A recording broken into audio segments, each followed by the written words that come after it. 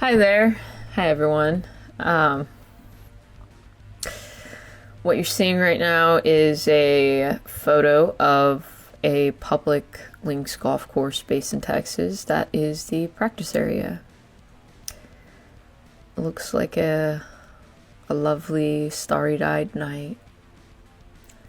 Starry-eyed Texas sky there. It looks a bit hazy in the photo, but in real life, it's a clear night sky.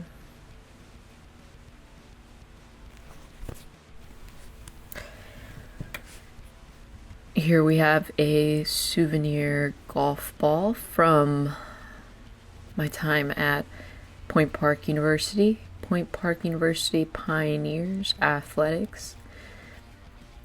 It's, as one would say, one to put in a nice clear glass case and honor it. Point Park's in Pittsburgh, Pennsylvania, and the point is illustrated or depicted on this golf ball. The city is just as picturesque as it appears on my golf ball. We got some big uns here, some big un mushrooms, some shrooms, golf course, golf practice range, mushrooms, not to be consumed.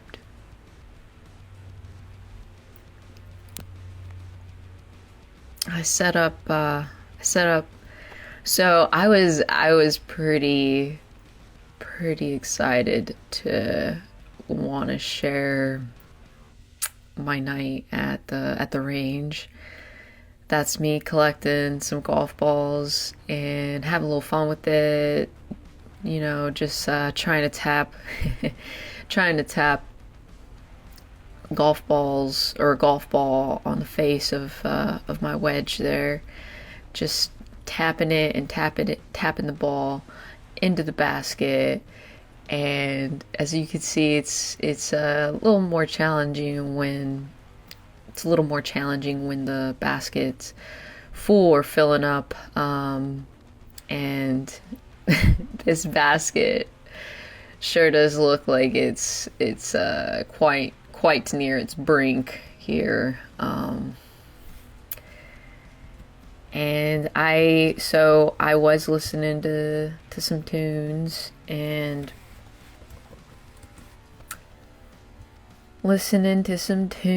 while at the range, and it was a windy night. Just the wind was slapping.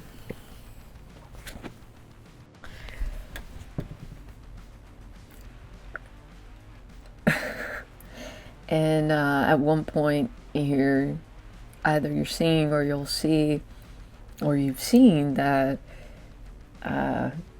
that's my attempt to bounce the ball off the face of my wedge and taking a swing at it. Did that a few times. But when I did so, well, you can see what happens. So I just keep on keeping on and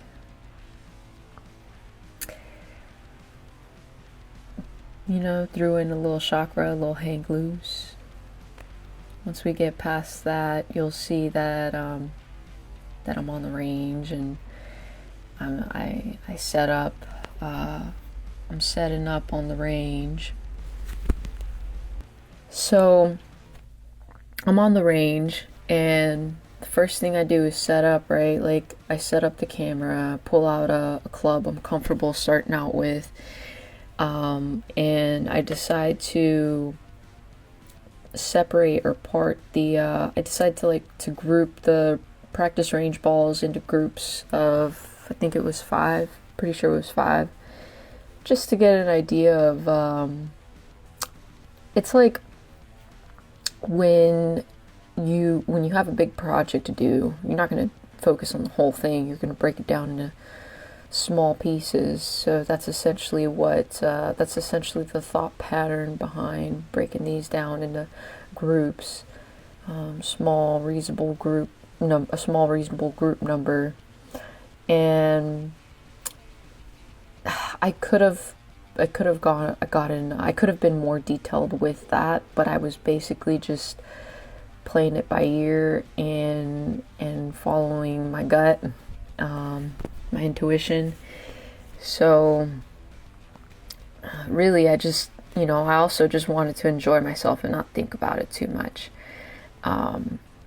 And that's what I did. I hope you can see that. I hope that comes through the video. I did, and I do end up removing my shoes and my socks because I want to feel more connected to the ground and to the earth. And it had, whether it had been a while or a minute or whatever the case may be, like, in that moment, I simply wanted to feel connected to the ground beneath me. I wanted to feel the grass, feel the dirt, not necessarily golf tees lying around that pricked me.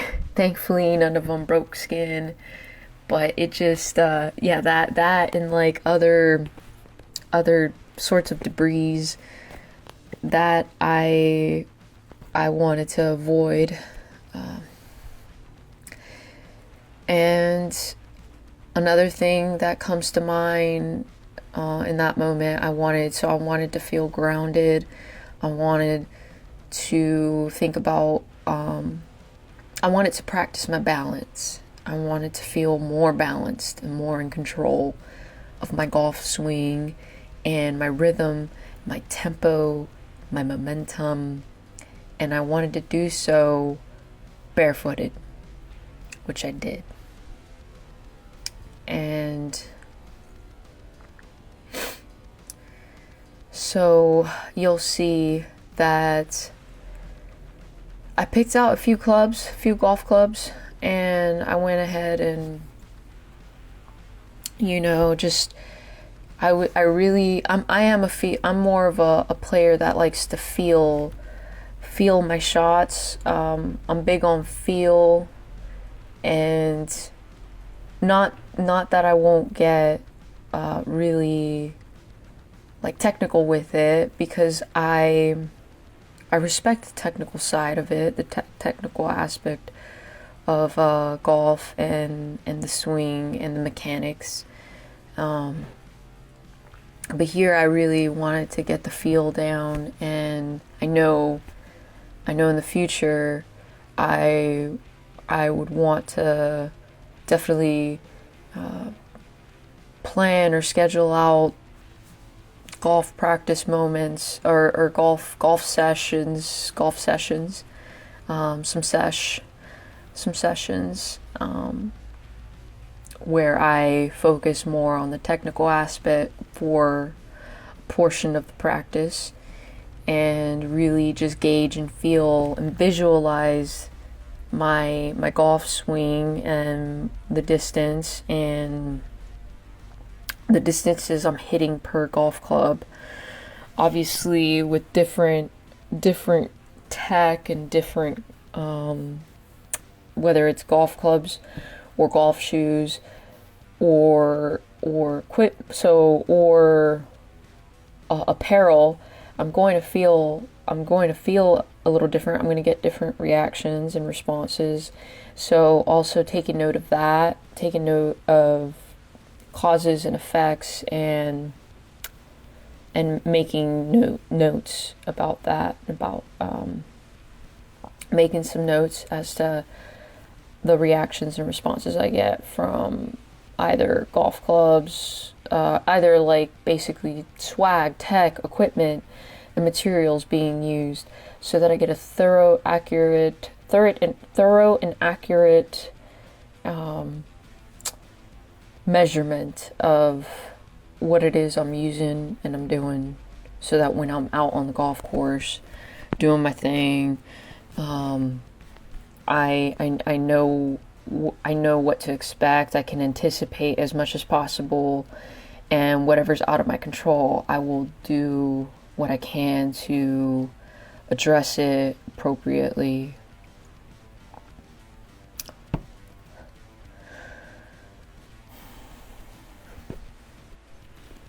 So this is day 5. Day 5 leading up to the event on Friday. And this is a Sunday. I have not gone through my golf bag, through every pocket just yet. I haven't emptied out my golf bag where the golf clubs go. I don't do that until Thursday, the day before the event. Go through the bag, just basically go through it, get ready, clean my clubs, try to be gentle with them, and try to get all my gear, all my swag ready the day before, ideally the day before, or 2 days before, or the morning of, depending on how early it is, but typically at least 24 to 48 hours before. And although I didn't have everything that I wanted to have, I didn't have everything I wanted to have, but I had a lot of things that I did need, and I had a lot of things that I did want, so it worked out. I worked with what I have, and I had later in the week, I stopped by this pro shop where I had some golf credit from a tournament that I played at, and won some pro shop credit. And with that credit, I bought a couple sleeves of Srixon golf balls and some wooden tees, many wooden tees, and wanted to keep it classy, and go classic with the wooden tees, and should be, in my opinion, I may need to cross-reference this. In my opinion, wooden tees may be the best type of tees for your golf ball, for your overall trajectory. They're traditional, biodegradable, and can break easily. I've tried plastic tees, brush tees, rubber tees, zero friction tees, and each one of those options, definitely you'll see, they're each a little different from one another. Like, for example, plastic tees, they tend to be more durable than wood, and they come with height markers. Brush tees reduce friction for longer drives, but may not be allowed in some tournaments. Rubber tees are commonly used on driving ranges, for driving ranges and indoor mats. They're just, they serve a purpose. Zero friction tees designed for less resistance and increased distance, and I know how we like more distance. I like distance control. But yeah, the wooden tees, the wooden tees are, they just seem to do the job and do it well. So I went with those. I am unopposed to my other options. Just this time around, wooden tees are my preference.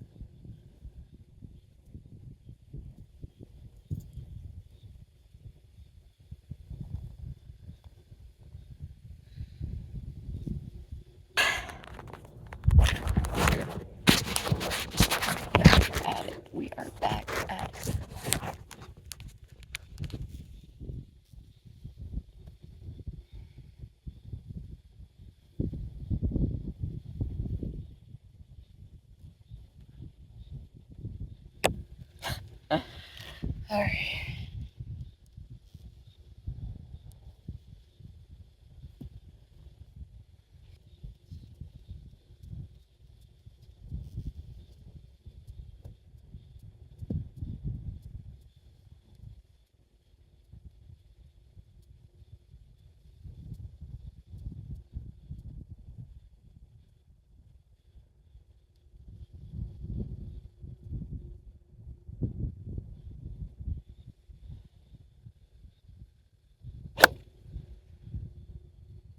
Try again.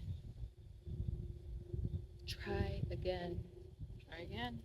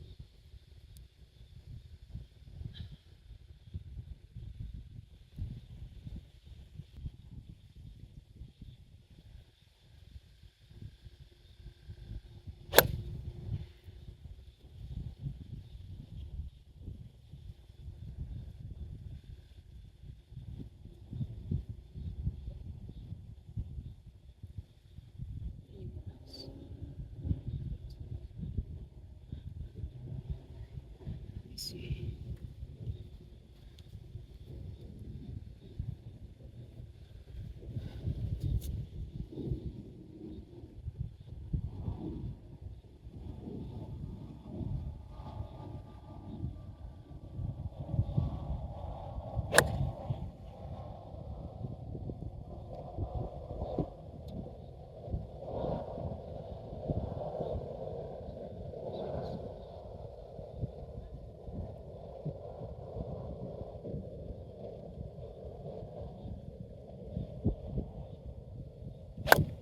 Ah!